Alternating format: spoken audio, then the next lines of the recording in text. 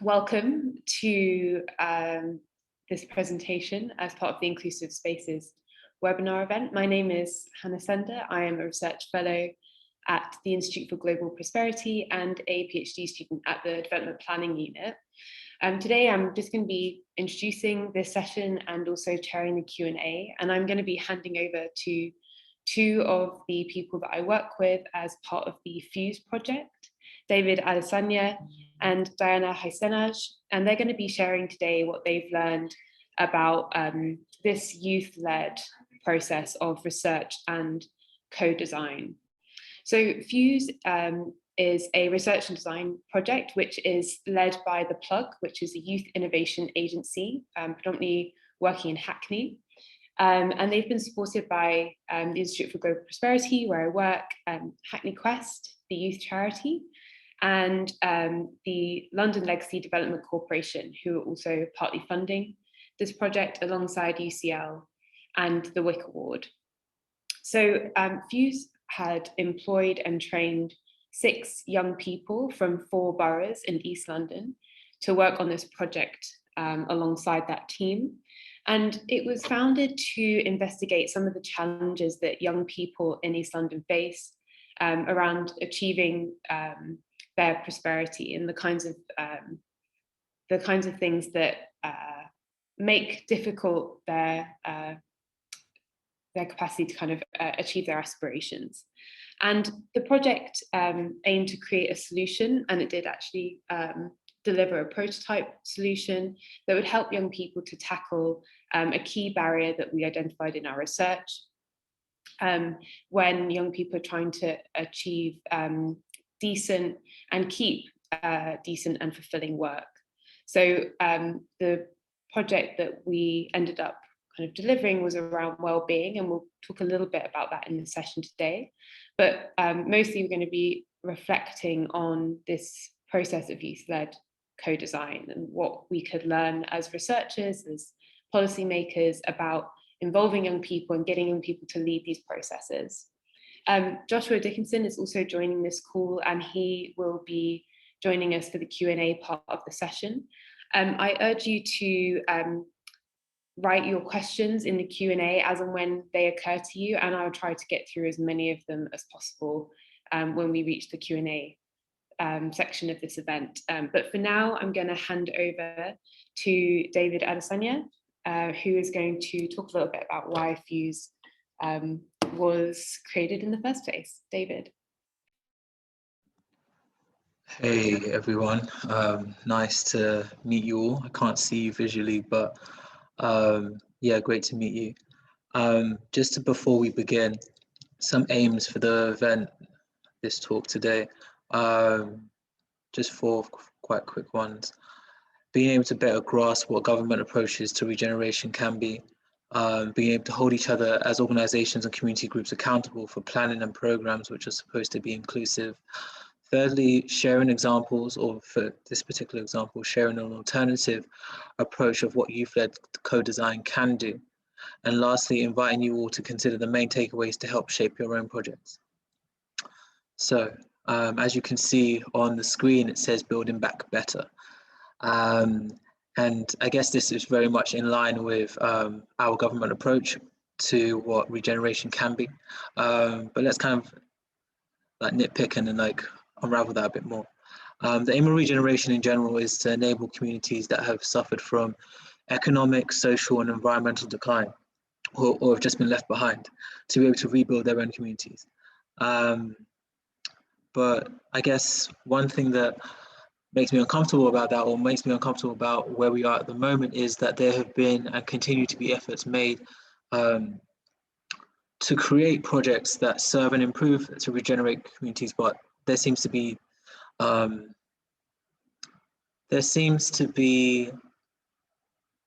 continual complaints about what's been created. From just my own perspective, growing up in Hackney and seeing the 2012 regeneration, feeling excluded. And so most of us have heard of inclusive growth or the Build Back Better campaign to address imbalances in the economy that COVID had kind of created. But who says what that looks like? Who says what regeneration can be? Who says what the future can be for our next generation. And so equipping our younger generations with the ability to be IT specialists is a noble and like forward-thinking cause, but it raises the question again of forward-thinking for and by who. If you go into the next slide, it touches on, again, a campaign that we've all seen, but we're going to just touch on again, where it looks at Fatima's next job being in cyber, but she just doesn't know it yet. And it makes me raise that question of like, why doesn't she know it yet? Has there been that invitation, not even invitation, but that recognition that your future is not decided by a bubble, a group of people in an office, but rather it is part of you. You are the master builder, you are the co-facilitator, you are the co-creator in that journey. So yeah, how do we make sure our future cities are created by us and not in the bubble of a politically driven boardroom, where one's passion is cultivated and not placed on the curb? To reach an inclusive understanding, should the subject whose future is in question not be the cornerstone of our thinking, our building or executing? So, introducing Fuse, a project that wanted to know how young people who are passionate about change can find a way to solve issues that affect their communities. Fuse followed the design cycle: discover, define, develop, deliver, and evolve. Fuse is research-led, which means that as designers, we did not pursue a solution or product until we had understood what really mattered to young East Londoners. We looked into what kind of services are missing or underprovided within current service provisions and what a good intervention looks like for both young people and local businesses.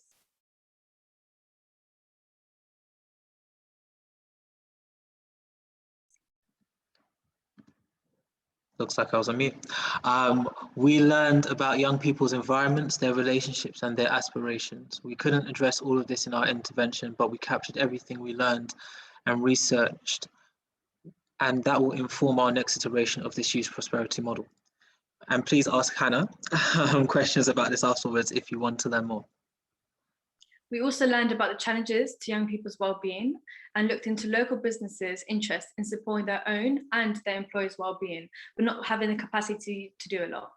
We designed a well-being service which responded to specific needs discovered in the research, such as a safe space, but not with management, so not with peers, and also learning from others, so having different stages in the journey of finding work and being in employment. The Wellbeing Service, therefore, seeks to incorporate well-being into our work culture through affinity groups. Now, moving on to the main takeaways and future practices. Young people's lives are being affected by change, both good and bad change. For both, I believe we need to ensure that young people have the chance to share what matters most to them and question areas of concern. A study conducted by Community Links found that young people feel intensely disconnected and excluded from their wider communities. There is a sense of both disconnection and detachment from local services and facilities. Young people should be involved in decisions affecting their lives and communities. In order to make this possible, we need to do three things. Number one, organizations and policymakers need to give young people a seat at the table. Young people often have ideas and thoughts which can contribute to the growth of organizations and inclusive policy. Number two, use co-design.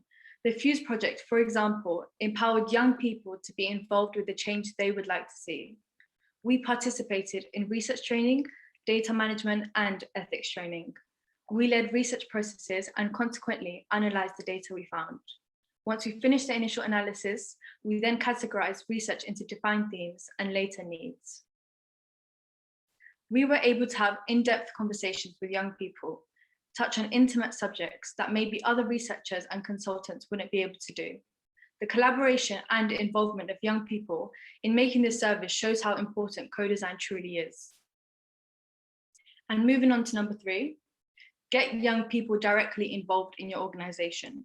So recruit young talent to ensure that processes on a daily basis have the support and ideas from young people. Pay them for their time. Through making these changes, will we begin to see transformative change needed? Young people are leaders, both leaders of today and leaders of tomorrow. By gathering information from young people and co-designing impactful services, will young people feel involved and included? Thank you, Diana. I wanted to really kind of touch on the next area, which is looking at this idea of a cookie cutter model. There are so many things that we've shared today in terms of like takeaways, but also being aware that as we share these takeaways and the many more we could mention in our research, it is essential that this isn't just a plug and play. All methods must and go under extreme scrutiny, however similar in time, place, and culture, because cookie cutter models remove context and do incredible damage because of the lack of investment in understanding, equipping, educating the local communities you inhabit. Essentially, don't assume that if something has worked in one place, that it will work elsewhere. The map is not the territory. Local context is more important than we think. And lastly, I think that we need to start from first principles. So what do people need? What do they aspire to? How can we deliver a service which responds to these? But also, how do we include young people, include them from the beginning, ensure that they have the proper support, decent pay, opportunities to shape their own roles, and to determine the trajectory of the project. And so I guess there's some key kind of areas or key areas of exploration for future practices that you may want to take on. But just to also shed light on the fact of the realities of how, not how difficult, but how complex this can be. So firstly, recruitment. It's amazing, as Diana said, to bring young people to the table.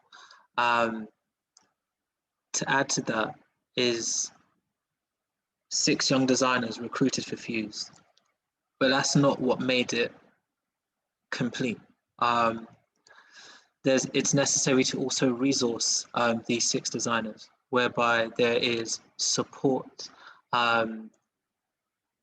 somewhat building an infrastructure to educate and equip them to be able to use their voice effectively, whether it be providing well-being services to help them reflect, or being able to have times where they can challenge and debate on their views, to be able to provide or create a language which not only they understand, but can be understood within government, in council, in other corporate meetings. I touched on recruitment before regarding this idea of providing infrastructure, but also in terms of how you create your selection bias. So when you are looking at young people being part of your group, how do you go about recruiting them? Are you going to create somewhat a predisposed template that everyone normally uses, where it's like, okay, degree, like how do you create it consciously, recognizing the biases that we have in our community and what we validate as a successful young person or an influential young person or a change maker. Thirdly, this idea of reimagining. One thing that happened throughout this project was this concept of being able to challenge our own notions of what the future could look like. And that is something that I feel like needs to be applied for every practice, is how do you know what you don't know? And so recognizing that if you are in a climate where you have been told this is all you can achieve, then when you try to dream, your dreams can be limited to that bubble, to that parameter. So having things in place where it allows young people you bring on board to also allow them to dream further. 2 final points. The 4th one was immediacy. So you are engaging with needs now. And so recognizing that the objective and the things that you create shouldn't just be for 5 years down the line, 10 years down the line, 20 years down the line, but also piloting projects that allow the needs that are being expressed right in front of you to be met in some way, shape, or form. Enabling that level of trust within the community you're inhabiting. And lastly, legacy. Build not to last, but to meet the needs that have been expressed to you, shared to you, given to you at that period in time. we can always do this again. We can always run more projects. Don't always run a project to be the longest lasting project out there. Meet the needs that need to be met. And if you are no longer needed anymore, then hey, you've served your job. And pass it on, pass the torch to the next group. So yeah, thank you. I've been David. And I'm Diana. Thank you for coming to DNE Talks. Thank you so much, both of you. Before I go to the questions, I think because we have a bit of time, it'd be good for us to go back and to talk a little bit about the experience that you had specifically. I'm going to invite Joshua to turn on his video and join us as well, on 3 different things. So first of all, I think it'd be great to hear about your experience with the recruitment into Fuse. Could you describe that process? Anyone? I don't mind going first. So I definitely remember when I first, during the recruitment interviews for Fuse, it was quite an interesting process, because I've never been told before to kind of send in a portfolio and also do the reverse interviews. And I remember being like, we were at the group interview stage and I was like, oh my gosh, so we have to do reverse interviews. What kind of question am I going to say? And then I asked a question about the research conducted by the Prosperity Model. And I remember, because I had a lot of questions, I found it really interesting asking those questions. And I feel like from doing that reflective process at the end of the recruitment process, I was able to truly understand what kind of, how unique the Fuse project was in kind of doing these different processes to other job applications or in like work experiences I've applied to in the previously. Okay, fantastic. So for those who don't know, reverse interviews, we invited candidates to interview the team, Hackney Quest, The Plug, and myself, about our experience setting up Fuse. So the idea was people would learn about why Fuse exists in the first place, and we also got to familiarize ourselves with their kind of interpersonal skills and their interview techniques, which are really important, obviously, for the research phase of the work. So thank you, Diana. David or Joshua, do you have anything to add to the recruitment process that Diana just described? I think on my end, just from experience, it was being able to create a safe space where you felt comfortable sharing your honest opinion about your neighborhood and community. And I think sometimes when you are in recruitment spaces, it is very much standoffish. You feel like, okay, I have to protect my space and they're protecting their space. And there's like this kind of back and forth that you're having with each other, and not really getting to know honestly who each other are, or who each of you are, but also the context of where you come from and what you're working towards, and like the issues that you have really with what you're trying to solve. So I think again it's that idea of being able to reframe what recruitment even looks like or means, when it is this kind of collective journey that both of you are trying to be on. Joshua, do you have anything to add before I move on? Yeah, just quickly before you move on, the reverse interviewing was quite a unique experience. But I really think it does twofold. It allows the people who you're hopefully going to get on with some insight into how you actually interact, and also for the person who's asking the questions, it allows them to gain an insight into what they're actually getting themselves in for. So it benefits both parties, and it's really something to consider if you're ever in that position, I would think. Thank you so much. I'm going to start asking some of the audience questions now. Let me see what, okay, let me see if we can answer This is a question from an anonymous attendee who says, thank you for the talk. I would love to hear more about how local businesses responded to the project and to challenges to recruit young talent and support their recruits. So can someone talk a little bit about their interaction with local businesses and particularly what they thought of Fuse? David, do you want to take this one first? Yeah, sure. Happy to touch on it. So yeah, from the conversations I was having with local businesses, they seemed like very forthcoming in being able to express their views on recruitment, on the changes within the community. I think it was, again, I think it came from the fact that firstly they knew that we were of the same locality. We understood the pressures that were going on, and so it didn't seem like there was just an individual coming in to gather data and then leave. It was just like, I'm speaking to someone who is literally in the same quote unquote mess as me, or in the same, just in the same environment as me. So yeah, definitely forthcoming, and definitely allowed us to be able to, I guess, document information that maybe wouldn't be as easily accessible if it was not from us or not from a group like us grounded within the community already. Yeah. Thank you. I'm going to ask a question now from Tag Caffrey, who says, well done all. You've articulated well the issues that emerge when decisions are made by people who are out of touch with those who are affected by those decisions. What role do you think universities can play in this? Were there any concerns about the university perspective also being out of touch? Diana, I'm going to ask you to answer that question.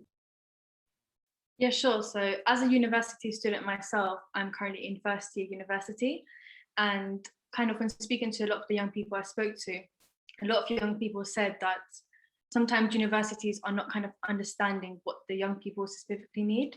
So there needs to be a bit more open conversations. But with these conversations, the universities actually need to kind of listen and acknowledge what's been said and kind of show you the students what's the steps that they're going to do to address the problem that's being concerned.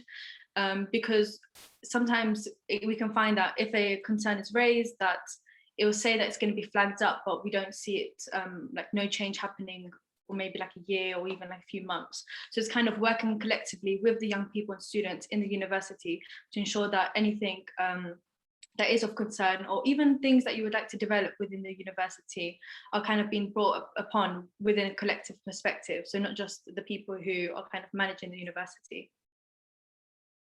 Yeah, I think Diana's right. It's really about the partnership, I think, that made this all possible. So obviously UCL was a part funder and the Institute for Global Prosperity were partly kind of co-managing the process, and particularly for the research part. But this also was led by the Youth Innovation Agency, which is founded and managed by 3 young people who live and work in Hackney. It involved the London Legacy Development Corporation and the Good Growth Hub and the managers of that as well. So there was really, oh, that's better, thank you. There was really a lot of, there was a lot of people coming in to kind of make sure that whatever we were doing, it had a direct impact. So we were doing the research, but there was a kind of product that we would be creating and that could be implemented within the lifespan of the project. So it made sure that our research wasn't out of touch. It was directly informing the design that was being created. And that is what makes, that kind of partnership is what made that research applicable, impactful. Yeah, so I hope that answered your question. Let's move on now. So I think that's quite a nice question. Another anonymous attendee has asked, what support was given to the young people to make sure they could keep in touch with other young people in the area and know that what they were saying was representative of all young people in the area? representative. That's a big challenge for working in these 4 boroughs, which are incredibly diverse. So Joshua, would you like to jump in and talk a little bit about how you communicated with other young people as part of the research?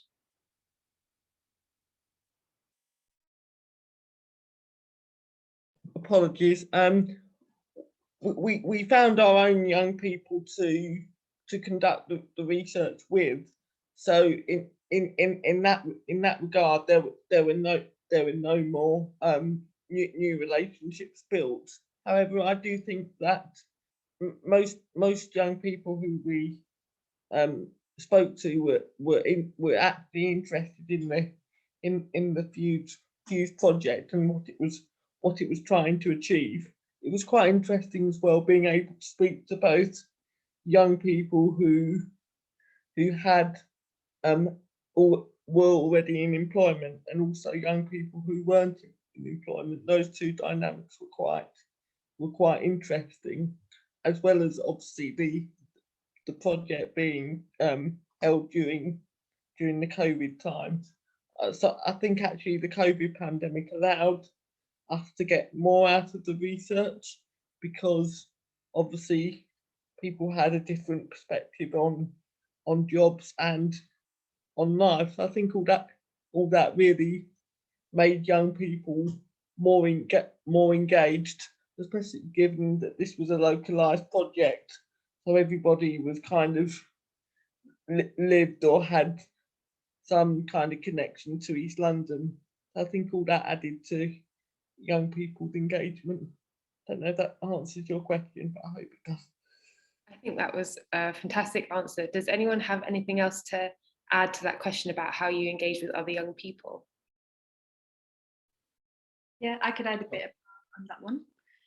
So we also, part of the process, in order to kind of make sure we were speaking to a lot of young people, I also was able to reach out to some community groups. So say, for instance, a local choir I used to attend, and like different groups that I know around the area.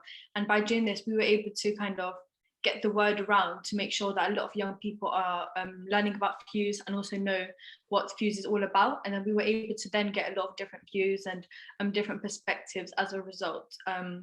So kind of by making sure we kind of push the word around and also inviting a lot of young people to events, we were able to kind of share the message across and get a lot of different views that could be included within the Fuse project. Yeah, I think touch on 2 sides of that. So yeah, being able to pass the torch to like other groups and youth groups and organizations who have a larger pool of young people that they engage with was definitely definitely beneficial. Just because like yes, we are young people and yes we can engage. But if we haven't established relationships with them already, then it's good to kind of work through others who have done that themselves and establish that rapport with those groups, so that we have that shared vision and shared understanding. I think the other side of being representative, I'm touch and go with that, because again, this just idea of like information being living, like data being living, everything is changing regularly. So it's, what is it to be representative? I mean, like I smirk a little bit because I kind of want to throw that question back at you and say, what is an example of representative work when we're speaking about populations and people? And I'm quite curious and conscious on that. But for with the time that we had and the engagement that we did, it definitely allowed for voices to be represented, and we definitely intend to push it further, to be able to represent more voices. Yeah. Yeah, absolutely. I think I share David's concerns, and we did our best. You know, we did map out kind of characteristics that we wanted to make sure we covered. So, you know, obviously making sure that we had a range of ages who were involved, and, you know, different employment statuses. Obviously, that was key to the theme. So we looked at self-employed, unemployed, underemployed, employed, students, you name it. We tried to kind of make sure that we spoke to a lot of different people. We also thought a lot about ethnicity, locality within the 4 boroughs was important to have a good spread of those different kind of geographical locations, and gender, of course, as well. So we did make an attempt to make sure all of those bases were covered and relatively fair across all of those. But I have no doubt that we didn't manage to speak to every single group that might be identified, and I hope that in the kind of next phase of work, when we're going into actually trying to implement this prototype that was created as part of the Fuse project, we will be engaging with more people from other groups as well, to make sure that those voices are heard. But yeah, we were aware of that, and we absolutely did our best to make sure that the voices from across these different communities were represented. I'm going to ask Simon's question. Simeon, sorry. So they say great insights that resonate with my own experience and research. How do you think we can formalize these experiences and better inform institutions about the role that young people can play? Is the message getting through? I'm particularly interested about engaging built environment professionals and local authorities. Actually, David, I think this touches on one of your later points that you made in the presentation. So maybe you can take this question about formalizing your experiences in Fuse and informing institutions about the role that young people can play. Yeah, sure. I'm actually rereading it myself because, again, like being able to say these are our experiences and then presenting it, I think that's important. I think, again, there's a sensitivity to be able to. There's a sensitivity after that where it's like I'm going to compile everything and then make it one uniform message, and I think that's when there's a bit of an issue. A better informed issues about the role in play. Is the message getting through? Is the message getting through? You could reflect a bit on the interactions you had with the LLDC. I'm thinking particularly of Tasnim's like being with you throughout so the like whole process. With engagement with, I guess, the larger organizations that we conversed with, yes, the fact that we were able to hold them accountable, or have the space to hold groups accountable and say what is actually being done. Like when we're talking about impact measurement, like this is what you're presenting to the public, what is being done on the background, and how do we make that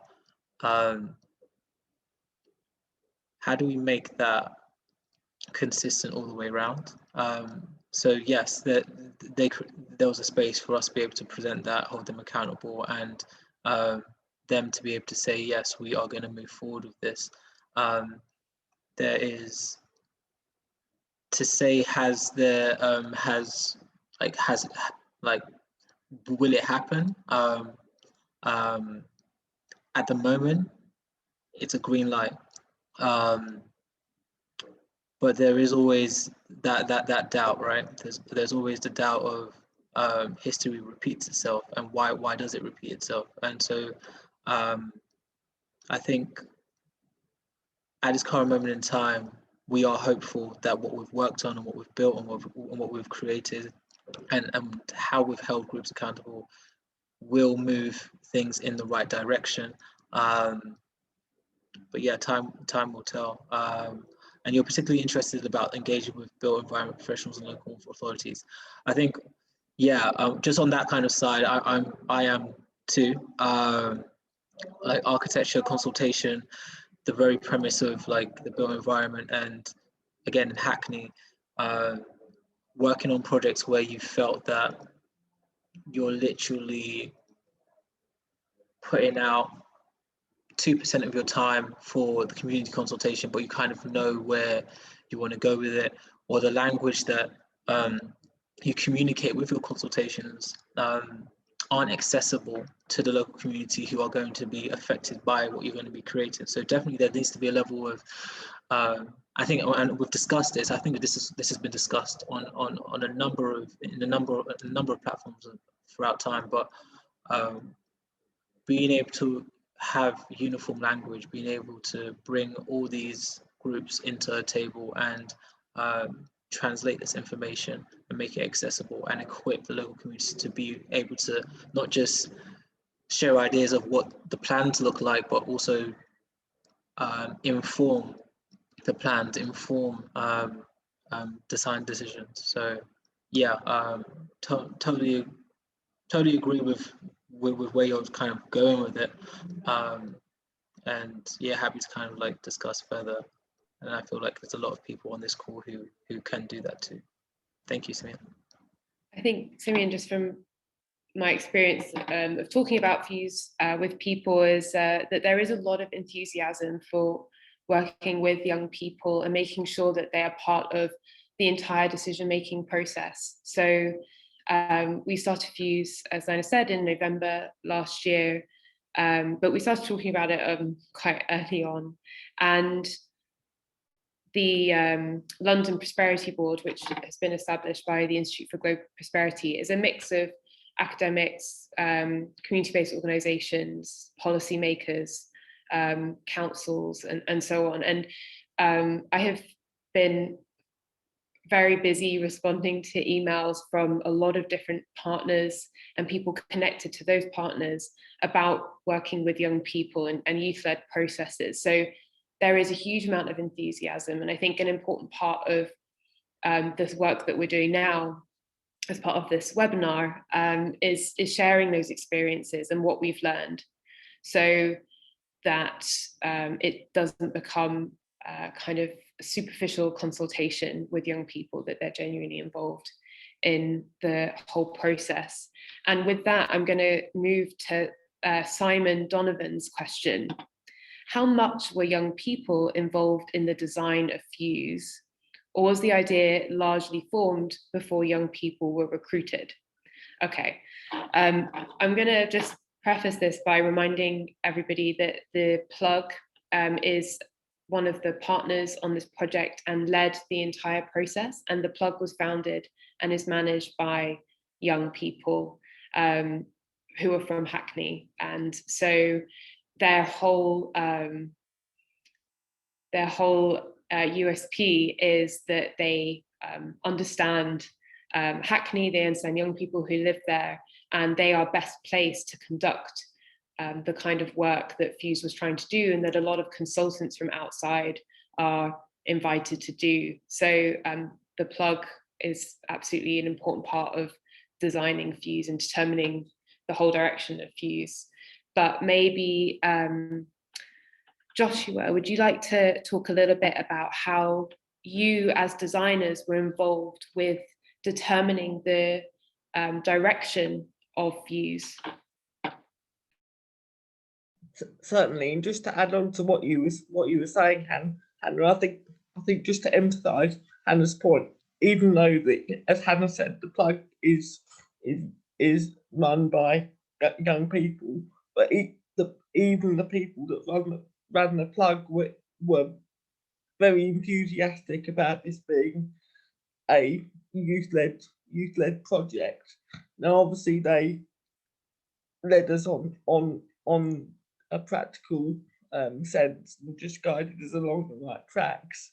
But I do think it's really important to emphasise that there was no, when we came on board, there was no idea in which way and what design solution was going to come out of Fuse. Nobody had any idea at that point, and it's only because of the research that the designers have done that this well-being idea that Hannah was talking about earlier, it is the idea that came out of Fuse. But there was no conceived idea as to where the project would go before then, and we were able to give our ideas and to lead the project and to really take ownership of it, which I think is a real asset to the plug and to the other partners. Thank you, Josh. That's great. I'm going to ask Karen's question now. Karen says, it's really great to hear about the Fuse project and what you've learned during the process of launching the project and some of the things you did to shape the programme continuously. I'm really interested in your approach on passing on this knowledge of what you've learned from Fuse for the young people you've worked with, but also as an organisation, so local communities may set up similar initiatives. I mean, this is something that we haven't really talked about as a group because we're kind of writing up our reports at the moment. But maybe Diana, maybe because you have connections with a lot of kind of local community groups in Newham, maybe you could talk a little bit about your interactions with those groups and whether there's any interest in setting up similar initiatives to Fuse. Sure. So one of the part of the process of speaking to a lot of the businesses and young people was kind of asking the businesses, do you want to be kept in contact? And a lot of businesses and young people did agree. So kind of after this process, and once we finish the report, we're definitely going to be forwarding the report across and also opening those conversations so that if those businesses and young people would like to talk about anything specific, we are able to give them like any tips and also like speak to them and like open up that conversation. And I also know that, for example, one of the organizations I spoke to did kind of mention how the recruitment questions we asked and the different questions we asked in the interview kind of made them think about it in a different perspective. So now they're going to use those practices into their recruitment methods to see kind of what they can do as an organization to change and bring more young people into the organization. So already we can see how much of an impact this kind of like the Fuse project and also the process has had on the local community and kind of making a lot of organizations and young people reflect on the different processes.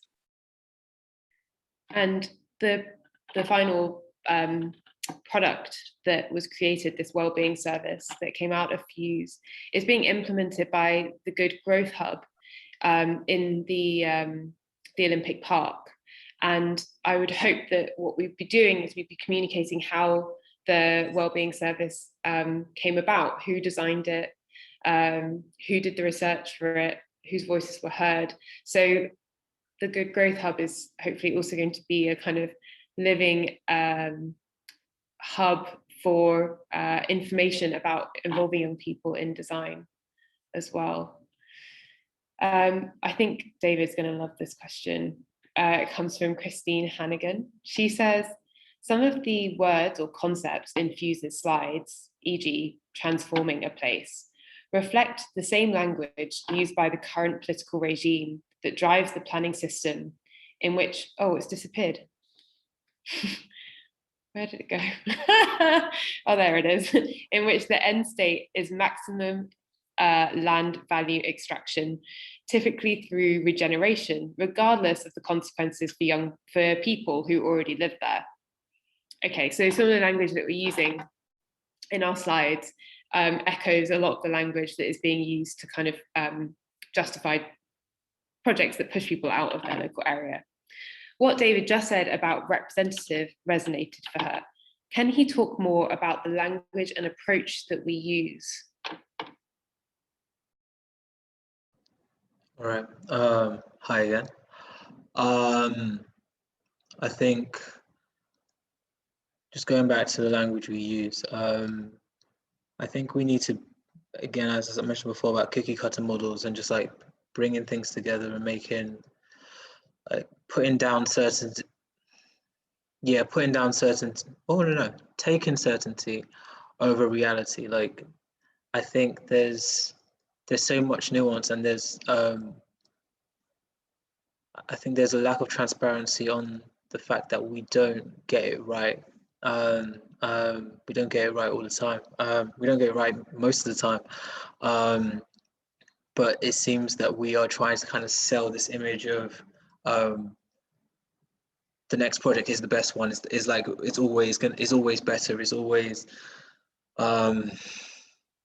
going to fix what came in the past. And I think that's where I was kind of sitting on is that there needs to be just a level of honesty and transparency in how we engage with development, and recognizing the things that we don't know, and being being honest and holding our hands up and say, we don't know if this is going to do a good job. From the people we spoke to, hey, this is what they said, this is how we engaged with them, this is how we tried to do it, and this is what we created from their responses. But then to then package it in a way where it's like, now this is the only solution that comes out from the engagement that we have, and this is why it's amazing. I think that's where we go wrong. It's okay, you've done the research, and this is one possible solution that we've created. So I think that's where that's where I come under. It's just being incredibly transparent with what you've done, and not presenting it in any other way than that.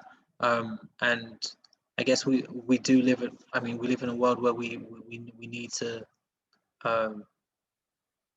we ask for certainty. We yearn for it, even when processes like this can't provide that. There isn't certainty in the work that we do, because there is just so much nuance. And so that's where I kind of like land on that kind of comment. And again, like, I would love to have a further conversation with you on this, because like that would be like, the back and forth I think would be amazing. But yeah, language is definitely important, and just not relying on the language that you feel comfortable with in communicating what you think the issues are or what the solution is. And there needs to be a level of iteration on all levels of communication, especially when the futures you are intending to regenerate is not your own. Yeah, and I think this is something that, you know, we touched on at the beginning, which is one of the kind of first questions we asked people was like, what do you aspire to? So we were trying to understand what the desirable outcome would look like for local people, particularly for young people who live in these 4 boroughs.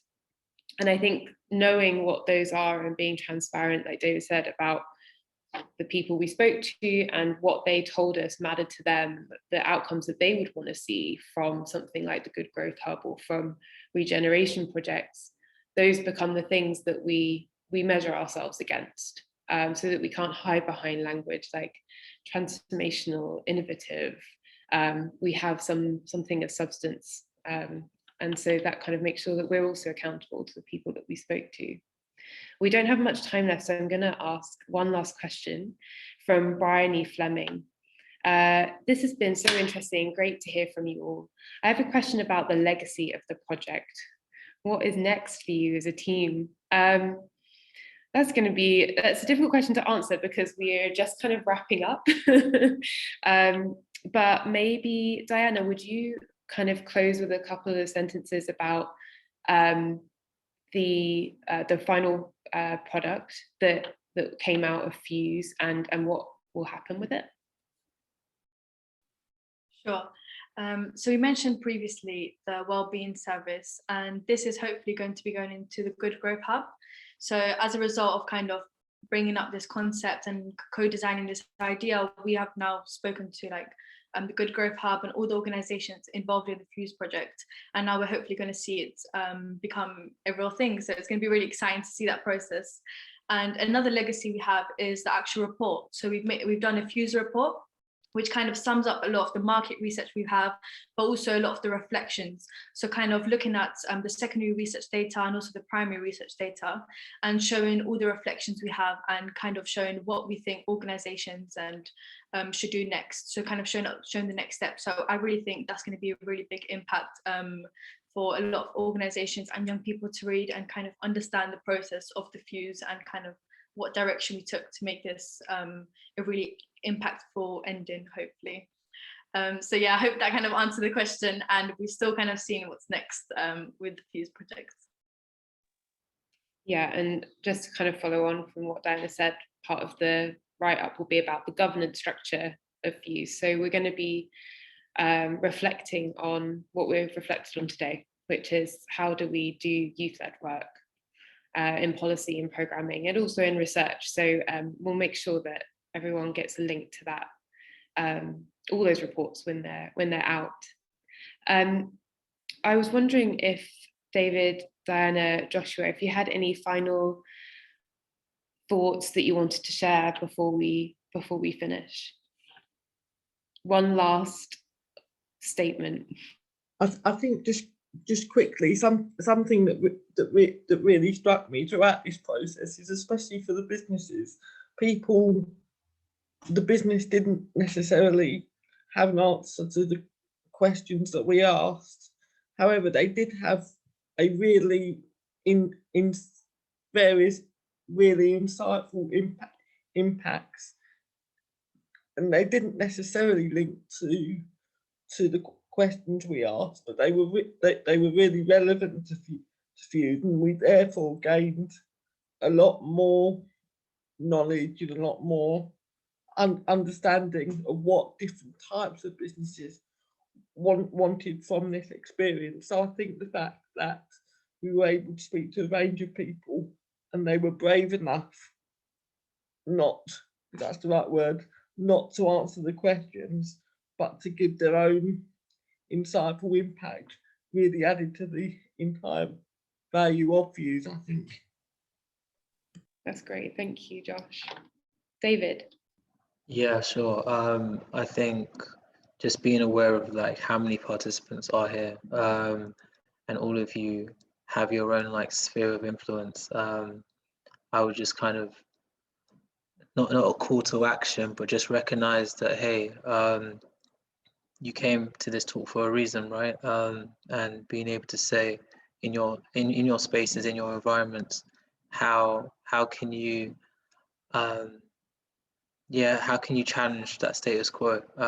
We can see currently that you can present those Build Back Better campaigns, which may be less inclusive and still pass the line. So we know how to pass the line, but it's the extra work now that like people are not going to push you on, but really needs to be done. And you're here today, so again, just not a call to action, but just continue to ask those questions and be curious and challenge. Diana. Yeah, and I definitely agree with what David said, and just please, let's not end this conversation here, and let's make sure we speak to all young people we have in our organizations and get their thoughts and ideas, because it can really help the growth, as I mentioned previously. So yeah, thank you very much, everyone, and please let's not end this conversation. I'm actually sharing, hopefully. Am I sharing my screen? Yeah, okay, great. So here is a list of contact details for myself, David and Diana. Joshua as well can share his email. We'll share all of this in an email after the event with everyone who registered for the event. So don't worry about taking it down now if you can't, but yes, we would love to carry on the conversation. The IGP is convening a kind of group of people who are interested in carrying on this kind of work. So, Fuse is not ending here. We'll also share the reports from the project, and hopefully we can share an update as well about the handover to Good Growth Hub, and you can see what happens to the service that these young people have designed. So I'm just going to stop sharing now and just want to say thank you so much to everyone for coming. Really appreciated all of your questions. I wish we had time to answer all of them. They were really fascinating. Please be in touch, and we really look forward to hearing from all of you again. Also, Joshua, David and Diana, thank you so much for putting all of that together. That was so clear and brilliant. So thank you. Okay.